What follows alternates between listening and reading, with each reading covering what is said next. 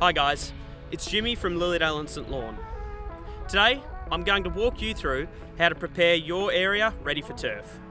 We'll talk about what soil to use and the best method to lay it all out. So grab your rakes and shovels and let's get started. Step 1, remove any existing plant matter. This includes old lawn and weeds. You can do this by applying a herbicide and then digging the area out. Step 2, give the area a light rake, making sure the surface is level, rake out any high spots and fill in the low ones. Once the area is cleared, it's really important to lay your turf on rich, fresh topsoil. As we always say, your lawn is only as good as the soil it's laid on. So for our Sir Walter DNA certified buffalo, Eureka Premium Kikuyu or Tiff Tough Hybrid Bermuda, we recommend spreading 50 to 100 ml of a high quality lawn mix.